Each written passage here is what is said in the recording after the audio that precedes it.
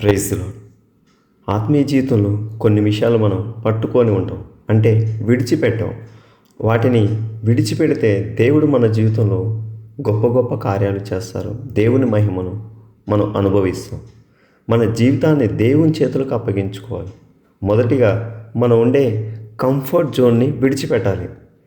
ఆదికాండం 12:1 చూస్తే అబ్రహాము దేవుడు చూపించే దేశానికి బయలుదేరాలి అన్నట్టుగా దేవుడు అబ్రహాంకు మాట్లాడతాడు.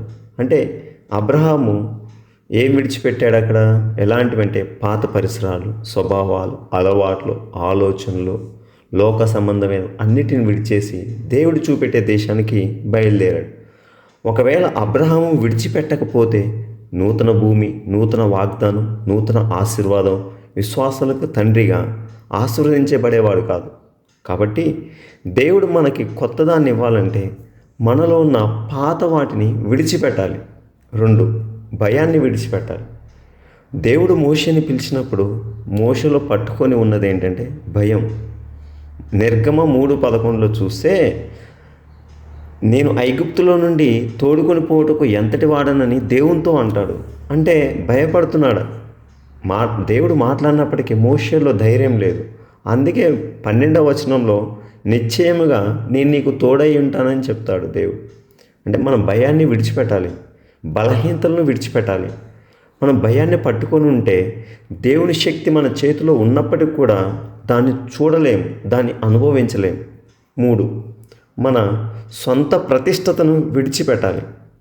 ఫిలిప్పీలకు రాసిన పత్రిక 3:7 చూసినట్లయితే, నాకు ఏవి లాభకరములో ఉండనో వాటిని క్రీస్తు నిమిత్తము నష్టంగా ఎంచుకుంటేనని పౌలు గారు అంటారు. అంటే అపోస్తులైన పౌలు విడిచిపెట్టింది ఏంటి?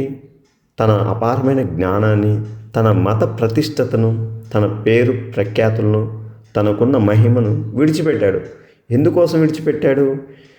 యేసు ప్రభుని ఆయన్ని పొందుకోవడానికి, అంటే క్రీస్తుని పొందుకోవడానికి వాటిని విడిచిపెట్టాడు. 4, సమర్పణకు ఇచ్చిన ఆహ్వానం. మత్తయి 16:24 చూస్తే అక్కడ దేవుడు చెప్తాడు, మనం వెంబడింపవరని ఏంటి అంటే మనల్ని మనం విడిచిపెట్టి మన నియంత్రణను విడిచిపెట్టాలని, మన సొంత మార్గాలు విడిచిపెట్టాలి. అప్పుడు దేవుడు నడిపే మార్గాన్ని మనం అనుసరిస్తాము.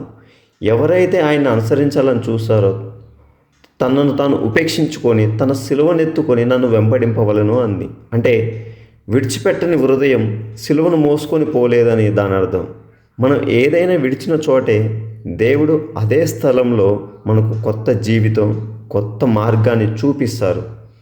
మనం వదిలిన పాత అలవాట్లు పరలోకంలో నూతన ఆశీర్వాదాలకు ద్వారంగా మార్చబడతాయి. మనం బాధపడకూడదు, మనం విడిచిపెట్టాము, కొన్నిటిని కోల్పోయాము అనే బాధతో మనం చింతించవలసిన అవసరం లేదు. ఎందుకంటే అది దేవుని ప్రణాళికలో ఒక ప్రవేశంగా మనం గుర్తుపట్టాలి. అట్టి విధంగా మన ఆత్మీయ జీవితాన్ని ఎదిగించుకోవడానికి మన వంతు కృషి చేయాలి. అప్పుడు మన జీవితంలో ఉన్నతమైన స్థానంలో ఆయన యొద్దకు మనం చేరుతాము. ఆమేన్.